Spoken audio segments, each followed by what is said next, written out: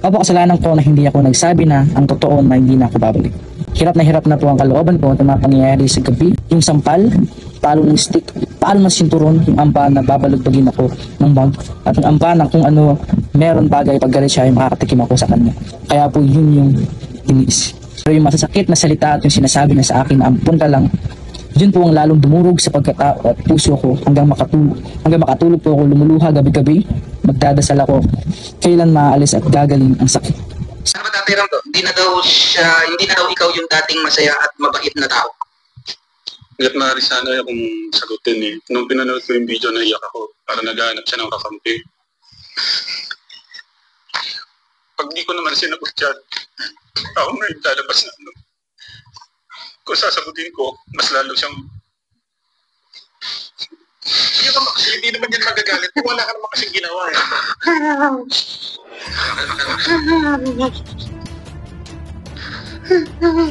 Napakalambot mo kasi eh. Ganyan.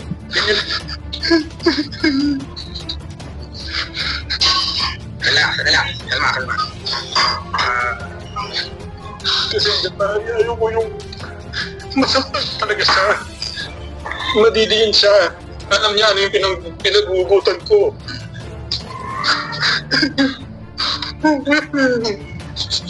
Relax. Maririnig.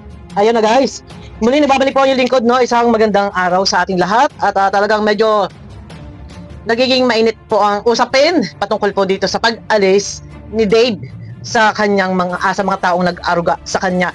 Ayun na guys, pakiclick naman po ng thumbs up. Medyo kahapon din nung napanood ko to, talagang naiyak ako kasi doon mararamdaman mo yung damdamin ng isang ama, no? Ito kay Tatay Tekram na kumbaga ang kanya ay parang ayaw pa niya rin halos masaktan si Dave sa kabila ng lahat ng etong pag-alis ni Dave. Pero ito, bakit bumabato si Dave ng salita or nagbibitaw o naglalabas ng salita ng pahayag na ito ay hindi dapat nasabihin sa social media, no? Doon ka na lang muna sana, Dave, nag-focus kung ano yung kabutihang nagawa sa iyo, kung ano ka sa ngayon.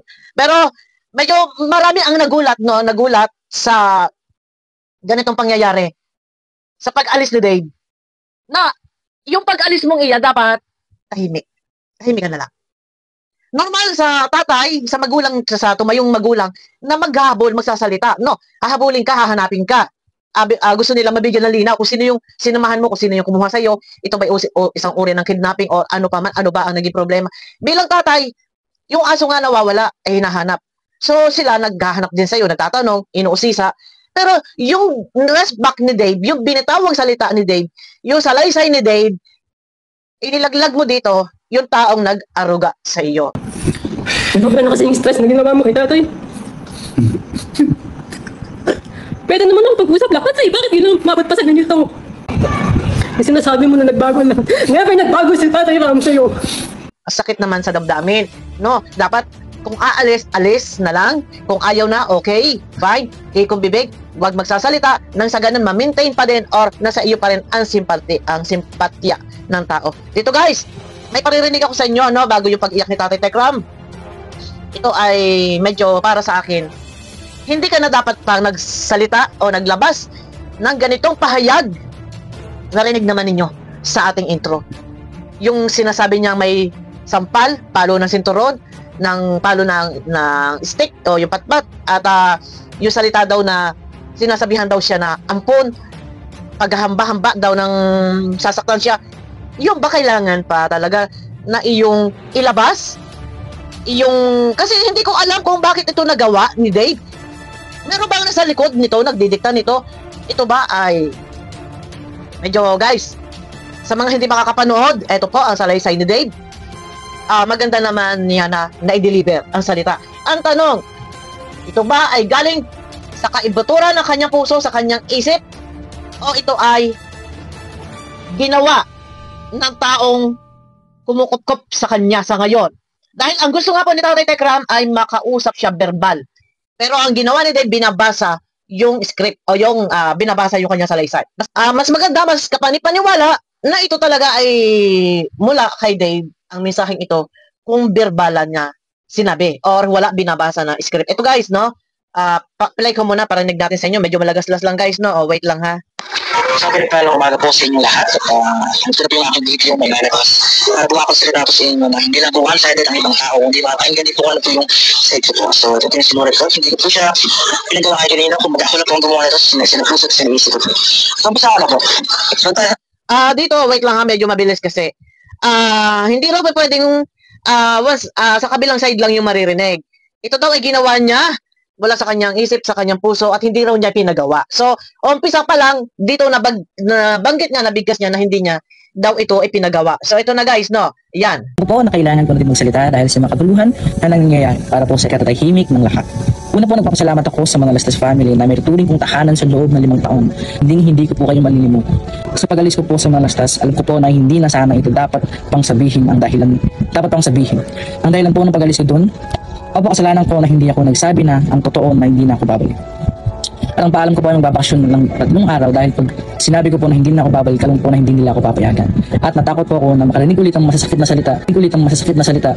Kaya po naisip ko na sabihin na magbabakasyon na lang po ako. Makalaya ko, hirap na po ang kalooban ko at mga pangyayari sa gabi. Nakakatulugan ko na lang po ang pag-iyak at pagdarasal kasi tingin sa Diyos ko lang nasasabi ang sakit ng loob. Tinatanong ko ang Diyos bakit nagbago ang lahat ng nasaan yung taong tumupok sa akin at nagmahal. Bakit napalitan ng iba? Hinahanap ko po yung dating masaya at mabait na tao. Sabi ko, Diyos ko, nasaan na po yung taong pinakilala mo sa akin? Bakit iba na siya ngayon? Yung sampal, palo ng stick, palo ng sinturon, yung amba na babalagpagin ako ng bag, at yung amba na kung ano meron bagay pag galit siya ay makakatikim ako sa kanya. Pero yung masasakit na salita at yung sinasabi niya sa akin na ampun ka lang, yun po ang lalong dumurog sa pagkatao at puso ko hanggang makatulog po ako lumuluha gabi-gabi, magdarasal ako kailan maalis at gagaling ang sakit sa puso ko. Pinilit ko pong intindihin at unawain lahat ng nangyayari sa buhay ko. Wala akong mapagsabihan ng masakit na nasa puso ko, kundi ang Diyos. Salamat po. Tito Jun, pinakilala niya ako sa Diyos at nagkaroon ako ng kakampi kahit hindi ko nakikita at nakahawakan. Nahihirapan po ako kaya pinili ko na lang pagbalis. Naamin ko po na pagkakamali ko na hindi ako nagsabi ang totoo na hindi na ako babalik. So dito, pasasalamat sa Manalastas family, sa lahat ng mga nagmahal, tumulong sa kanya. Ito yung pinaka normal yan talaga. Maririnig natin ang mga salitang pasasalamat, mga sasabihin hanggang katapusan, hanggang sa huling hininga, ang pasasalamat ay nandyan. Normal yan. Ito lang yung hindi ko nagustuhan, guys, sa last part na sinabi niya. Si Dave ba to? Guys, ano sa palagay ninyo? Itong binabasa niyang script na to, ito ba ay si Dave or ginawa ng iba? Sa ilang taong naman nanatili si Dave sa Manalastas family, ano sa palagay ninyo? Yung pagmamahal na ipinalasap sa iyo, nakalimutan na ni Dave. Andun yung pasasalamat. Hindi na wala yung pasasalamat. Pero, bakit? Sa isang iglap lang na sasabihin niyang hindi ito yung tao na nakilala ko, na nagbago na. Parang, dahil lang doon sa isang bagay na nagbago daw, ay nagbago ka na din. Kumbaga parang hinahanap ni Dave yung taong nakilala niya na hindi na daw yun sila Tatay Tekram, hindi na daw yun, nagbago na. Medyo nagulat ako, guys. Ikaw ba ito, Dave? Or ito, maganda kasi nito, makausap si Dave verbalan, hindi yung may binabasang script. Kasi nga, umiiyak si Tatay Tekram kasi, nagulat siya na bakit ganun na si Dave ngayon. Medyo, nakakagwenda. Ito, guys. ang dahilan po na pag-alis ko doon, kasalanan ko na hindi ako nagsabi na ang totoo na hindi na ako babalik. Ito, guys, binabasa niya lahat. Binabasa niya. Ako babalik. At ang paalam ko po ay magbabakasyon ng 3 araw dahil pag sinabi ko po na hindi na ako babalik, alam po na hindi nila ako papayagan. At natakot po ako na makarinig ulit ang masasakit na salita. Natakot daw siya na makarinig ulit ng masasakit na salita. Binabasa niya po ito, no? Doon pa lang sa mga simpleng binibitawan ng salita, alam mo sa totoo lang, ito, doon, nilalaglag mo na dito, yung taong tumulong sa'yo. Na kung tutusin, hindi ka na dapat dito nagbitaw ng ganong salita. Kung aalis ka, tahimik. Dahil sa kabila ng lahat ng iyan, mas lamang yung pagmamahal na ginugol, inilaan, ibinigay, pinalasap sa iyo. Pero, takot ka na makarinig ulit ng masasakit na salita. Pero bakit nga ba? isinisiwalat mo yung mga bagay na ito para, ito yung sabi niya, gusto daw niyang hindi lang sa isang side marinig ng tao. So, gusto niya, pati yung side niya ay marinig din. So, ito naman yung kanyang paliwanag. No? No? Ito yung kanyang paliwanag. po na hindi na ako babalikan, po na hindi nila ako papayagan. At natakot po ako na makarinig ulit ang masasakit na salita. Kaya po naisip ko na sabihin na magpapakos na lang po ako. Makalaya ko. Hirap na po ang kalooban po at mga pangyayari sa gabi. Hirap na hirap daw yung kalooban niya. Sa gabi, lumuluha hanggang sa nakakatulugan ang pagluha. Si Dave na nakilala ko ay may respeto, may paggalang at may takot sa Diyos at hindi makakapagbitaw ng ganitong salita. Pero bakit ganito ang salita ni Dave? No? Po at mga pangyayari sa gabi. Nakakatulugan ko na lang po ang pag-iyak at pag-darasal kasi tingin sa Diyos ko lang masasabi ang sakit ng loob na tinatanong ko ang Binabasa niya eh. Binabasa niya. So, scripted. Mayroon siyang script.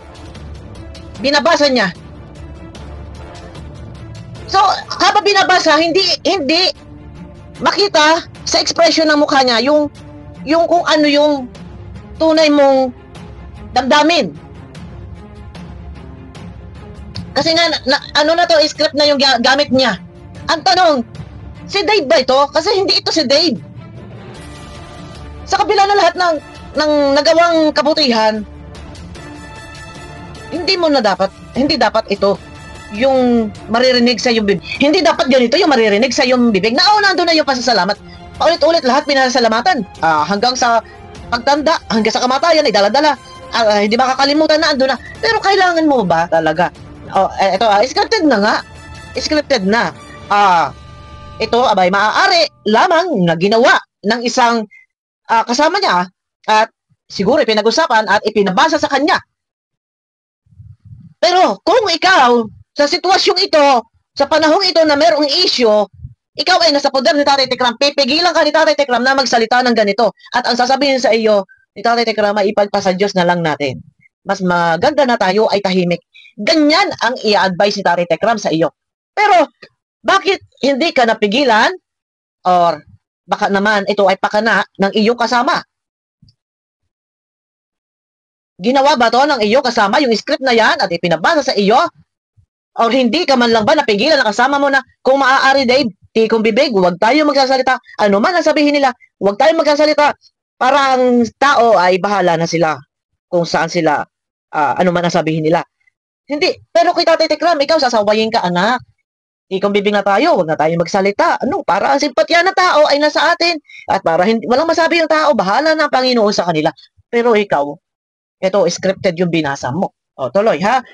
po ang Diyos, bakit nagbago ang lahat ng nasa yung taong pinagpag sa akin at nagmahal, bakit napalitan ng iba, nahanap ko po yung dating masaya at mabait na tao. Sabi ko, Diyos ko, nasaan na po yung taong pinakilala mo sa akin, bakit iba na siya ngayon? Alam nyo, sa totoo lang, walang feelings yung pagbabasa mo eh. Kasi pag once nito, galing talaga sa iyong damdamin, sa ikbatura ng iyong puso, lahat na sinasabi mo, galing sa isip mo, with feelings yun eh, maiiyak ka dun eh. And ang kay Dave talaga, binasa na lang talaga niya, so scripted talaga. Pero, hinahanap niya yung taong nakilala niya, na hindi na yun, wala na daw, yun, si tatay, nagbago daw, no, wait. Diyos ko, nasaan na po yung taong pinakilala mo sa akin, bakit iba na siya ngayon? Yung sampal, palo ng stick, palo ng sinturon, yung amba na babalagtagin ako ng bag, at yung amba na kung ano. Yung daw sampal, palo ng sinturon, palo ng stick, at hambang, babalibagin, binabalibag. Yung amba na babalagtagin ako. May hamba, yung hamba na babalibagin. Nababalagtagin ako ng bag, at yung amba na kung ano, meron bagay paggalit siya ay makakatikim ako sa kanya. Kaya po yun yung things. Dahil alam ko part ko ng pagdisiplina niya yung sa akin. Alam mo, sa totoo lang, hindi mo na dapat sabihin ito eh. Sa isa taong tumutulong sa iyo, hindi mo na dapat sabihin sa publiko, sa social media. Lalo pat, alam mo, ikaw, si Dave kasi siya ay milyon ang sumubaybay sa iyo. Nung panahong ikaw ay na-discover marami libo-libo ang lumuha, ang nagmahal. Sa totoo lang. Mga bagay na yan, kahit pa sabihin na meron man kaunting pagkakamali o pagkakasala or na bigla man napalo ka or siyempre misang yung pagiging kabataan mo noon na sabihin natin medyo makulit, normal sa isang magulang nakakaranas ng sabihin natin yung nabibigla ba, no, nagagalit kasi minsan kung sa dami ng kaliliitan to, may mga alaga sila tatay Tekram. Normal yun eh.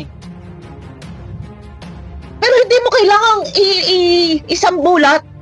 Hindi mo kailangan na ito ay ilabas. Dahil ito bilang sabihin nating ama na lumingap sa iyo, mga bagay na yan maaaring maging kasiraan. Magiging kasiraan kay Tatay Tekram. Pero sabi nga ni Tatay Tekram dito, parang gusto ni Dave na makakuha ng simpatya sa viewers, na mapansin siya na madiin dito si Tatay Tekram. Ikaw pala Tatay Tekram, nananakit ka pala, nangahamba ka pala ng mga bagay na pwede mong ibato, bago, anumang bagay, may sampal, palo ng sinturon, palo ng stick, o ang dami niyang binigas, di ba? Hindi mo na sana yan sinasabi sa publiko. Ano ang ibig sabihin? Bakit kailangan mong isang bulat ito? So doon, magkakaroon ng haka-haka espekulasyon ang mga tao, ay si Tatay Tekram pala ay ganito. So, hindi ninyo kaya na i-please yung tao. Kasi, konting normal yun eh. Tayo magulang napaka-ipokrita natin kung sabihin natin hindi tayo nagalit or hindi tayo nakapamalo, nakapitik sa ating mga anak kahit nakakurot, no? Hindi tayo perpekto. Normal, minsan kahit tayo nakakapalo tayo sa binti ng ating mga anak, kahit ako man. Yung pisngi ng binti ng aking anak, yung pisngi ng binti dito sa ilalim. Diyan, napapalo ko yung tsinelas sa pambahay, no, pero never ako namalo ng hangir. Yung tsinelas lang, yung tsinelas sa pambahay, yung malambot, yung pisngi ng binti, yun lang yung papaluin ko, 2 lagapak. Pero normal yun. Alam mo yun, Dave, dito nakikita ko parang gusto mo makakuha ng simpatya ng tao kasi ang sabi mo, hindi po pwedeng one-sided lang yung maririnig. Kailangan marinig din yung sa side mo. Pero yung sa side mo, dapat ang in-explain mo doon, mga kadahilanan ko bakit ka umalis na gusto ko pong maging malaya, gusto ko maging independent, nahihigpitan ako, yun lang. Kung ano yung gusto mo, yun lang yung sasabihin mo. Pero yun nandiyan na lahat na nasasabihin mo na pagbubuhat ng kamay, paghahambang mababalibag ng bag, ng anumang bagay na ibabalibag sa iyo, hindi mo na nilabas yun. No, mas maganda nga kung nagtikong bibig ka na lang or kinausap mo na lang sila Tatay Tekram off-cam and bahala na sila Tatay Tekram yung mag-announce niyan kung ano yung napagkasunduan. Mas maganda yun na hindi ka nagsalita, wala kang butas. Dito may butas ka eh. Kasi sabihin na natin na kung yun man talaga yung iyong naramdaman, pero teka muna, no, wag kang mag-focus do sa nararamdaman mong iyon. No. Isipin mo na lang yung lahat ng kabutihang nagawa. Ito, kung naman naranasan mo sa kay Tatay Tekram, kung ikaw man ay nagkaroon ng nanay at tatay na nag-aruga mula na ikay pagkabata, ha? Baka hindi lang yan ang dinanas mo.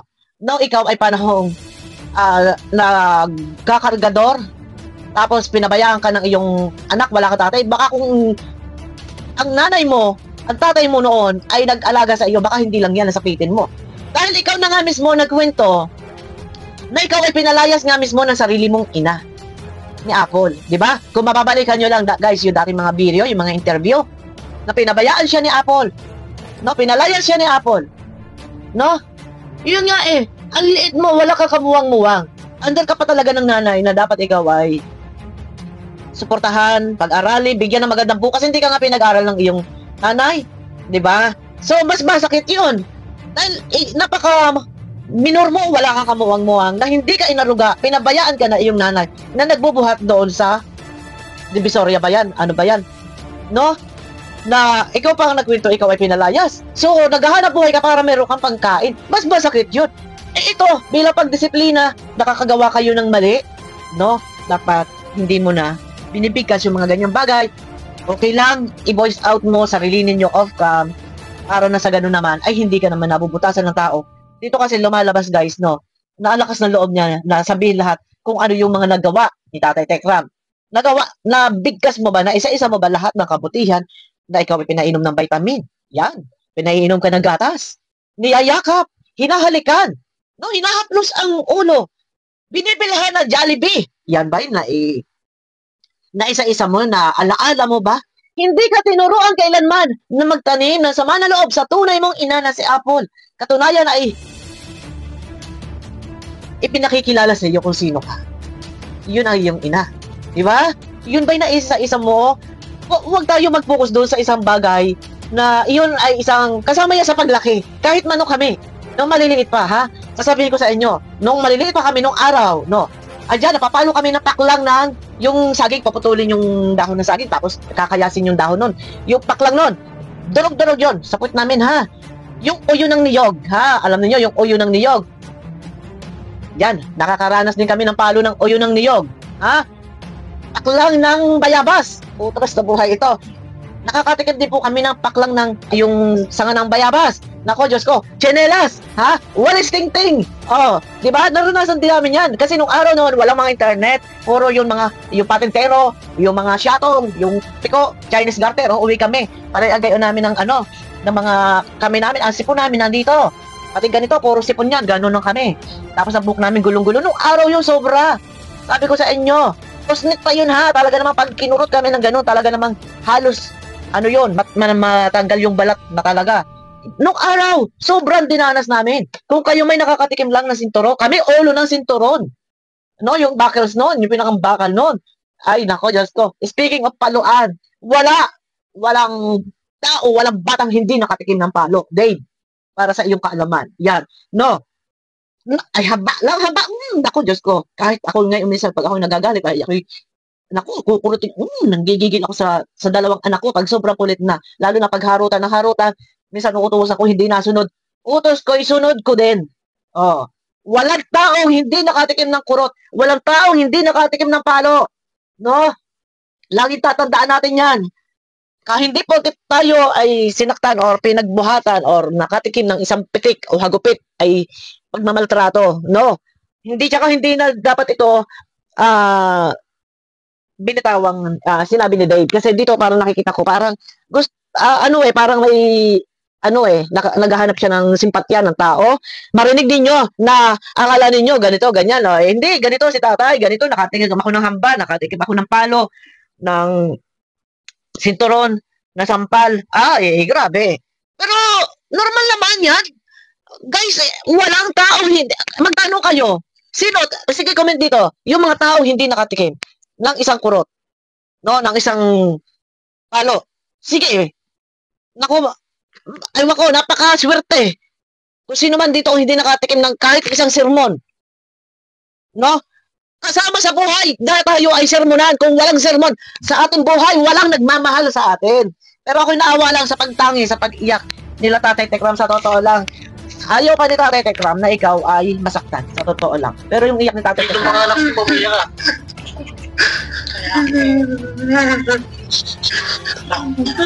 Ano mo yung ilabas mo yung mo, huwag mong dadaan sa... Tumatas pa naman yung tatas namin pa siya. Ayoko sana magsalita pero Ano na lang, mahal. sobra na kasi yung stress na ginawa mo kay tatay. Pwede naman ang pag-usap lahat ay bakit yun ang mabagpasan ng nito?